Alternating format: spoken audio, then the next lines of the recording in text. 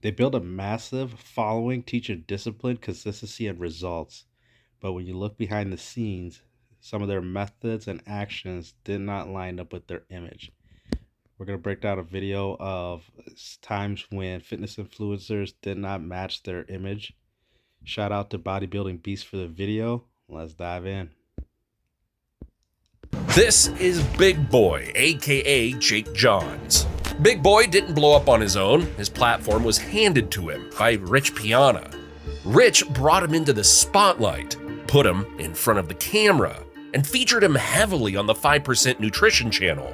And overnight, Big Boy went from local lifter to global fitness celebrity. And Big Boy didn't want to stay in Rich's shadow, so he launched his own clothing brand. And Rich supported him. Yeah, he gave me his blessings. Like, yeah, go ahead, Big Boy. I got no problem with that. Like I said, when you wanted your own clothing, all good. No drama, no jealousy, just support. At least that's how it should have gone. Because according to Big Boy, Rich randomly started beef with him for no reason. I went about and started doing that, and I guess it bothered him. You know what I mean? Even though he gave me the permission, not that I need permission, but out of respect, I got his permission. Yeah, out of loyalty and respect. If you would have said no, maybe my answer or what I would have done would have been different. You know what I mean? But he gave me the blessings. Go ahead, Big Boy, do that. And that's where the story stops making sense. You know what I mean? But he gave me the blessings. Go ahead, Big Boy, do that. And that's where the story stops making sense. Not long after, someone from Rich Piana's circle stepped in and explained what really happened. Because he was, and I ain't gonna say allegedly, because Rich didn't like the fact that he was at the booth trying to move gear. Gear is another word for steroids. And Rich was furious because Big Boy was pushing that kind of stuff openly at a time when it could bring serious heat, not just for Big Boy, but for everyone connected to him. So Rich cut him off. And Big Boy didn't just walk away. He went for revenge. And he went for it in the most brutal way. Yeah, that's wild. Just slanging gear. Like at my gym, I'd be heated. I'm like, dog, what are you doing? Trying to get everyone popped. That's crazy. Possible. And Big Boy sent his fucking goons to Rich Piana's house when he wasn't home, him and Sarah. I think they were married at the time. He sent his fucking goons to the house. And in the house, his dogs were there, Sarah's dogs were there, and there was a kid watching the dogs. They tied up the fucking kid, all right, in the chair for hours, while they robbed everything in Rich's house. They took his steroids, his drugs, his cash. They even tried to take the fucking safe he had in there. Big Boy allegedly manipulated Rich's wife into stealing from the company, which ended in Rich divorcing her. All I did was fucking do good things for you, take care of you. And in return, you fucking fuck me? Yeah, Big Boy stole from me, but he's not, we're not married. We don't live together. We're not having sex every night. We didn't agree to fucking be partners. We didn't fucking agree to love each other forever. We didn't are you fucking kidding me? How in the world did a Big Boy manipulate his girl to do that? I wonder if it's going to explain that in the video, but I'm going to need some more context because that's wild. Like at this point, how do we not know if she wasn't in on it, on the home invasion? That's wild though. You're a million times worse than Big Boys. And after Rich's demise, Big Boy kept growing, helped by the crew that made his channel work, Pitbull Torres and Big Wicked. But here's the pattern with guys like this. They don't change. Even after the views, even after the money, Big Boy kept flexing his new lifestyle while the people around him got crumbs. I never got paid for a YouTube video. Like no one got paid for YouTube videos. Were they doing millions of views? Oh yeah. Hundreds of thousands? Yes. Yeah, right? Like for years. And so that's a lot of money, bro. That's what I'm saying. And so he wasn't cutting nobody no love? Nobody. Pitbull Torres finally came out with his own side in April 2025. He said he wasn't even paid a fraction of what Big Boy was pulling in. Basically, like I said, the first year he was paying me $250 a month. Wow, that's it? $250, yes. Okay, but that's just the beginning of getting shit on the feet. So he's like, eventually I'm gonna pay more, right? Second year, it goes $500. And not to mention the promo code money was like, I was making like 10% of like whoever uses my code, and he was like, hey bro, you're gonna like see how many sales you have each month. It'll be all recorded, you know, so you can see how much you're making. Bro, I never made more than like in the first year. It was like I was getting little $70 checks, $80 checks. So I'm not even making 300 bucks. I'm barely making 300 bucks a month, if anything. The first year, second year goes to 500, and then the third year 750, fourth year 750, and I'm just like, bro, $750 a month. Yes. And eventually, Pitbull left to build his own thing. This happens a lot in business where people will go into business with each other, but they won't communicate the expectations or kind of map out how the splits are going to work, or just how maybe the commission structure is going to be, or the compensation plan, anything like that. You have to communicate that stuff and all be on the same page before the money starts coming in, because I've seen it happen so many times where later down the road there's friction or fraction due to the money, because there's no clarified expectations. And this is why companies and businesses do everything on like contracts. They write everything down so that everyone knows what to expect, everyone agrees upon it beforehand, and then it holds everyone accountable to what was agreed upon. Exact same move Big Boy made after Rich. Only this time there was no blessing. Because he went behind my back and didn't allow anyone to know what he was doing and snuck around us, that's what really hurt me, and to me lost my respect. I mean, he lost any respect that I had. Big Boy responded by trashing him, and fans noticed. $250 to $750 a month when your so-called friend is driving a Lambo and walking around with $5,000 in his sock. He then gets upset because you choose to do your own thing, shows he was never your friend and should be a message to anyone considering working with him. But the real ugliness here isn't measured in dollars. It's measured in what he did the second people stopped being useful. When Big Wicked, a fan favorite and a pillar of the channel, tragically passed away, his family had to start a GoFundMe just to afford a proper funeral. And Big Boy, being the generous friend he is, donated. What was it, like a $500 donation on the GoFundMe? Yeah. And like, I was, like I said, Big Boy's homie, and like, he would always talk about pocket change. Like, you don't got 5-10 grand in your sock, that's sock money. Like, that's nothing. You know, he has money. So like I said, I know him, and like I know money's not a problem. So the fact that like you would even put that on a GoFundMe, and like, I mean, that's how retarded. I mean, come on, bro. Like, obviously people are gonna screenshot what you put in. Like, you know, that's like, I would have. He probably didn't know. He for sure didn't notice that. I mean, didn't know that, or else he would put way more. You know, and then people still called him out, and he still didn't care. But it gets worse.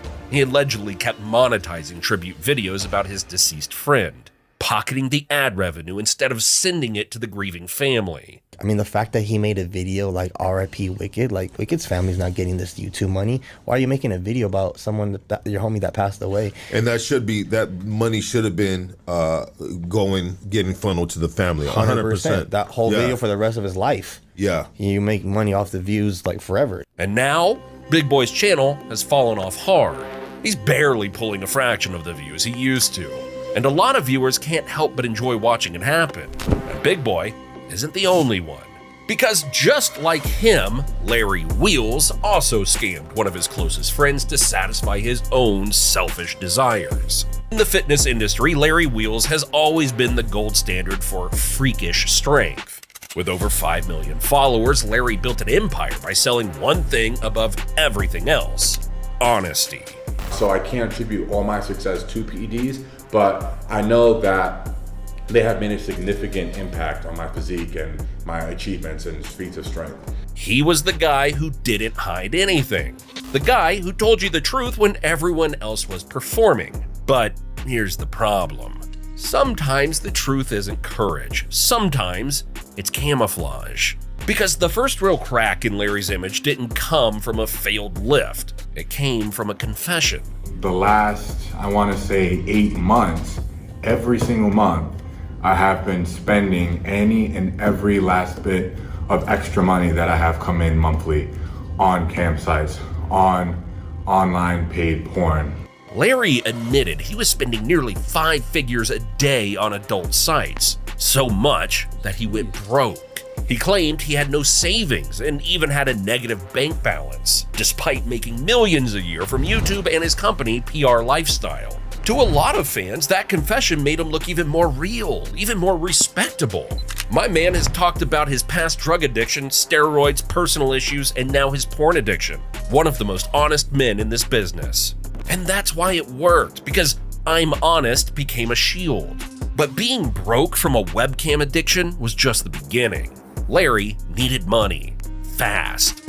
Specifically, he needed a down payment for a dream mansion. And that's when the so-called transparency king started moving like a con artist.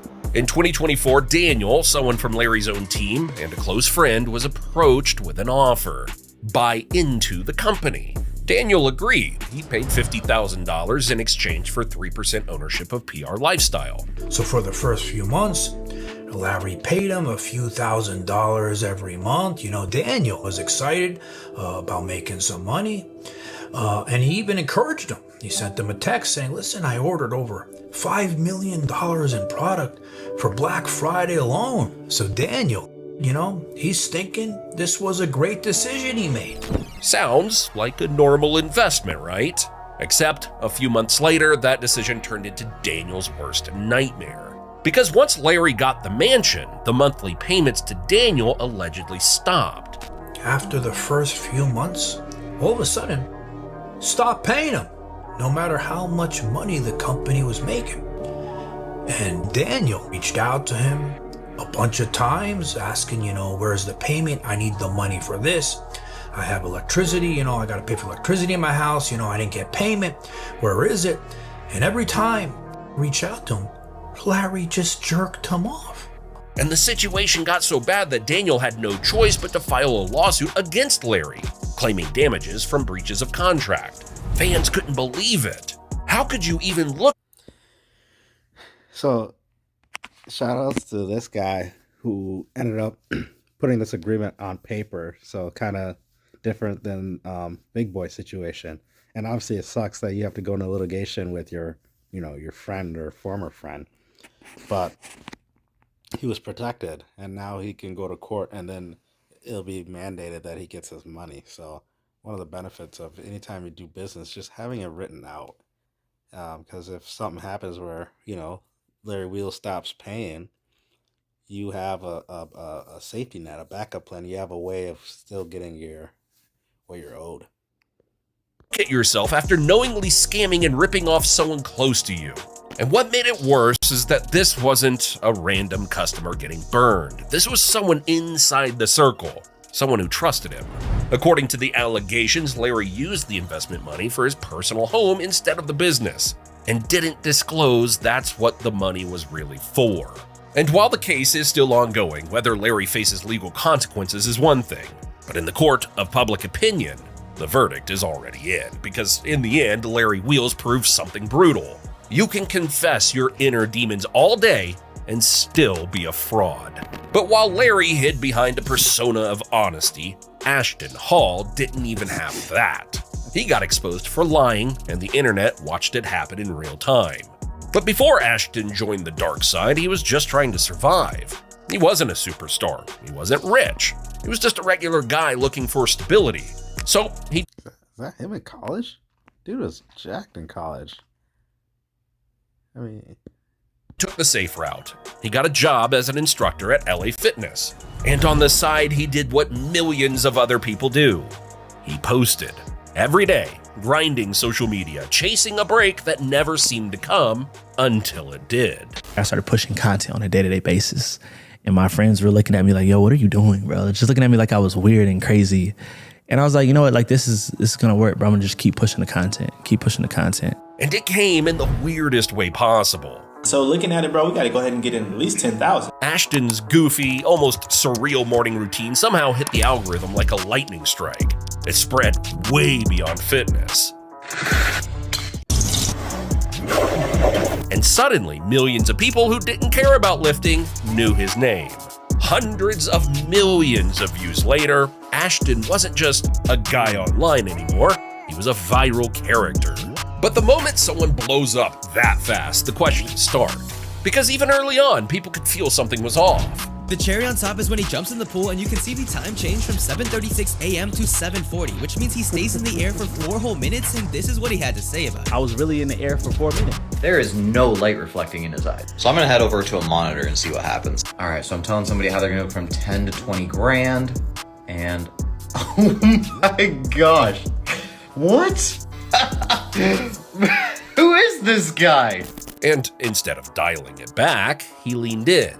He kept posting the same routine, only now it was getting more ridiculous every time.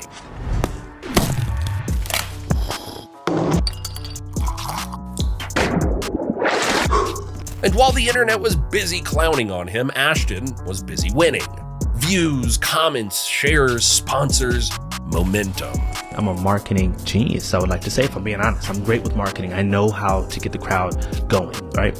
But this is something that I truly do, something that I truly believe in. And once he realized he had a real audience, not just followers, but attention, he started thinking bigger. So basically with online coaching, you come in, we give you a workout plan, we give you a nutrition plan, and you also have a designated coach, right? So one of my coaches were coaching them, getting them in shape and whatnot. And I oversaw the process, and I'll hop on the Zoom calls as a group and stuff like that. And I realized, okay, cool, like, you know, why just go for 10 people when I could help the world get in shape?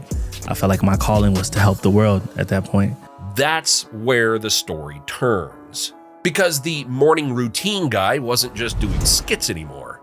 He started selling something, promising results, offering services. And that's when the first serious exposés landed. Greg Doucette called Ashton out for scammy tactics. His morning routine, he wakes up at 3:50. It takes him 4 hours to finish his morning routine. How much of that morning routine was talking to all of his clients? 200 clients, paying $10,000 a person. And it didn't stop at opinions. Greg also brought up the experience of one of Ashton's clients, Chris Weaver, who had led. Paying $10,000 a year for a personal trainer is nuts. Absolutely nuts. You can go to your local commercial gym and get a personal trainer there for maybe, I don't know, $100 a month. Maybe $300 a month, maybe. $10,000 a year for a virtual trainer. Yeah, in 2026, you can get a meal plan online very easily. You can look up the workouts very easily. I understand like getting a personal trainer to maybe start the discipline and stuff like that, and just having like a workout partner or someone to show you how to do it. But $10K a year on a virtual trainer didn't receive what he was promised. He paid them money to get setters and cloters to try to help him make some money. I never, in bold, got setters who cold DM for me, and the setters they gave me ghosted me after about a week. Chris eventually got a refund, but only after someone as big as Greg got involved. And that's the scary part. Because if it takes a high-profile influencer to get your money back, how many other people are still stuck fighting behind the scenes?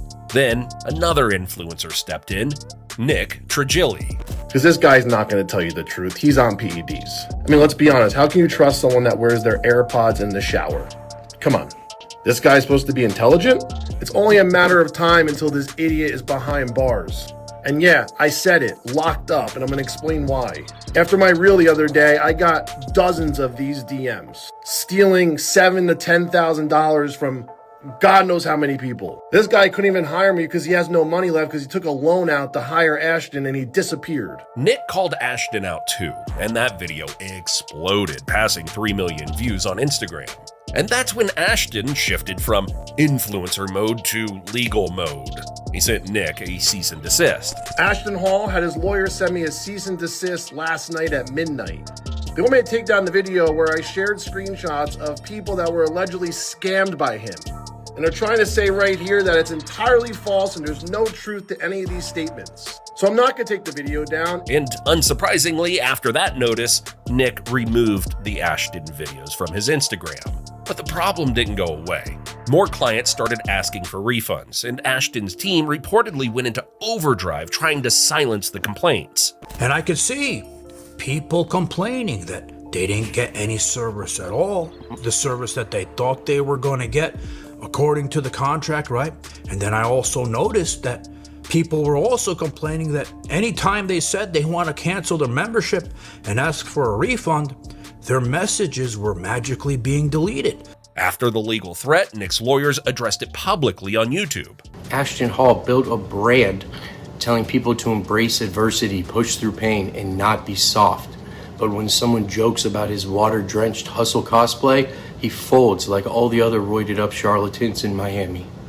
My piece of advice to you, Ashton, for what it's worth, if you're selling a lifestyle based on manufactured adversity, maybe don't fold the moment someone makes fun of you. By that point, the tide had turned. Ashton finally got the virality he'd been chasing, but it came with a price he wasn't ready to pay. Because when the internet turns on you, it doesn't just stop watching, it watches harder. And Ashton isn't the only one who torched his reputation for money. Because just like Ashton, Connor Sinan ruined everything just to make a few extra bucks. Connor markets himself as the owner of a clothing brand called Retaliation Project, an edgy, streetwear-fueled fitness brand built for the self-proclaimed alphas who want to break the norms. Retaliation Project dropped today at 5 p.m. EST. I love you guys. Thank you guys for helping me out. And at first glance, it looks like it's working. Some people genuinely like the products. But then you look a little closer and the complaints start stacking up fast. I have done 2 orders from the Retaliation Project, none of which came in yet. I've been waiting for one of the orders for 2 months already, and it hasn't shipped yet. Ordered 2 items of clothing a year ago, got nothing. Wrote to support multiple times, they kept promising they will send my order, never came. Absolute scam. Do not buy from them. And those aren't rare.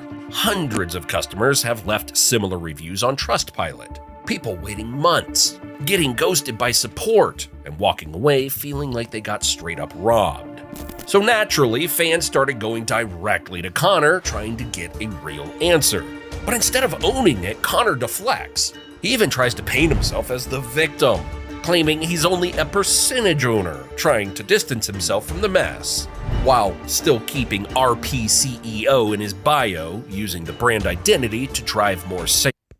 I've never seen a merch launch fail so miserably. I thought it was pretty easy just to do a merch with your clothing and just ship it out to people. I've never heard anyone struggle to get a tire or have any issues with like a merch launch. That's bizarre. And the reason orders take forever? It isn't mysterious. It's business.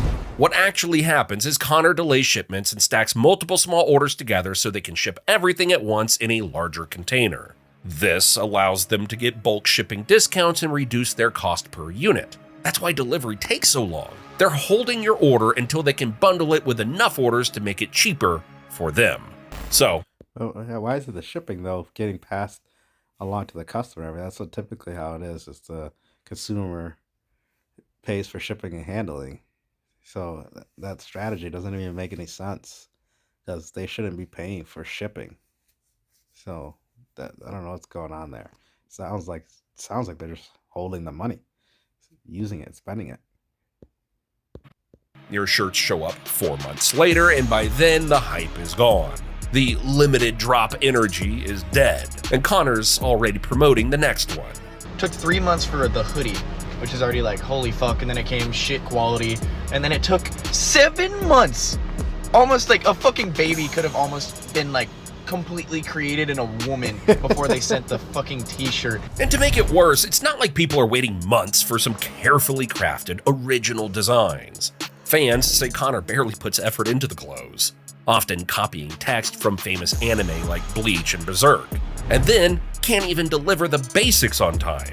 So yeah, people started asking the obvious question: why the fuck are people spending their money on this shit? And other people walked away with the only lesson that matters: don't order your clothes through a cringe IG influencers company. But as bad as Connor's operation is, it's nothing compared to what Brittany Dawn was running. Welcome back to my channel. Good morning, YouTube. Hello, YouTube. Hello, YouTube. You guys have probably noticed the ungodly amount of hate. I made things right, and I did whatever it took to make things right. Brittany Dawn facing new legal trouble, being sued by the state of Texas. Sold a variety of fitness packages with promises of personalized nutritional guidance, costing customers up to $300. Dangerous advice. They didn't get what they paid for. How am I doing great because I'm not losing weight? I make mistakes, and that's what this video is here to do, to address it, to say that I am sorry. In the mid-2010s, Brittany Dawn... Why is the state suing her, though?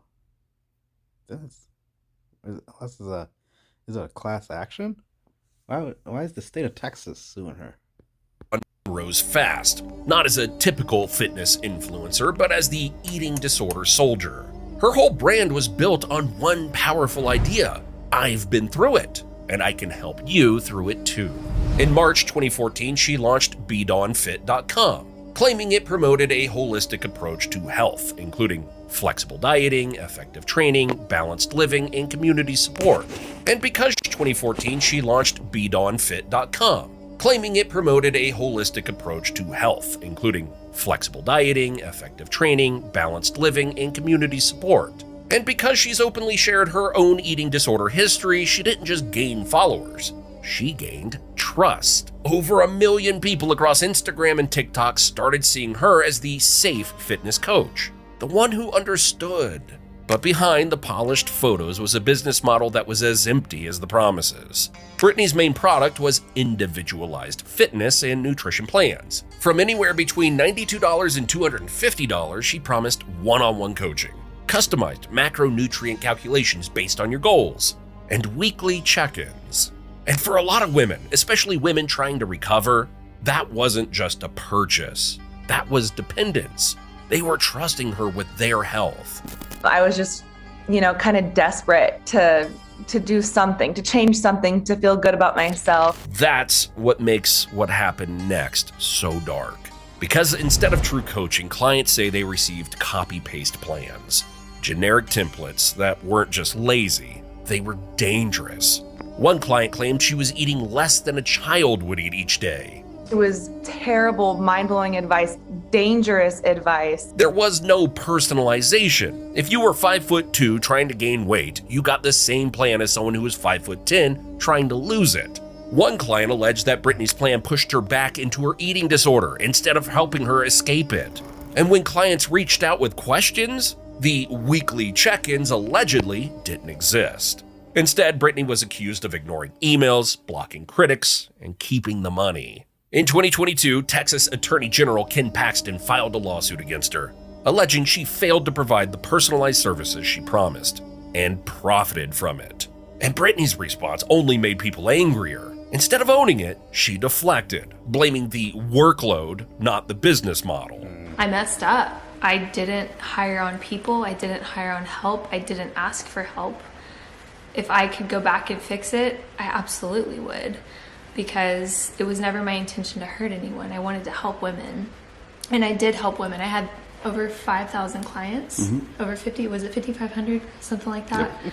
Over 5,500 clients that I helped. Her mistake was creating a business in the first place, with no qualifications whatsoever. One thing is sharing your weight loss and things like that. Another is to do what she did. Still, even in an apology video, if we want to call it that, still playing the victim, still acting like the whole thing is something that happened to her. And in the end, apologizing wasn't enough. She was ordered to pay back what she owed. $400,000 of that is what we owe and what we are going to pay back. And whether you like Ken Paxton or not, the moment mattered, because it sent a message the fitness industry wasn't used to hearing. You don't get immunity just because you're an influencer. But in true scammer fashion, Brittany didn't disappear. She rebranded. It's evident to pretty much everyone that there is a spiritual war going on in this world right now, and prayer is utterly crucial. We cannot afford to not be in the Lord's presence. Almost overnight, fitness vlogs were replaced by content about modesty and Instagram posts about Christian values. She pivoted from fitness guru to Christian influencer, founding a new venture called She Lives Freed, a a faith-based retreat for women where she and her team lead women in Christian teachings, prayer, and community, aiming to provide spiritual freedom. Now, instead of $300 fitness plans, she sells $600 Holy Girl retreats. The $650 fee does not include hotel or food, so it's just $650 for her car payment. And whoever knows her knows that she's just gone from scamming one vulnerable group to another. If you want to see other videos and breakdowns like this, check out the other ones I have in my playlist and series.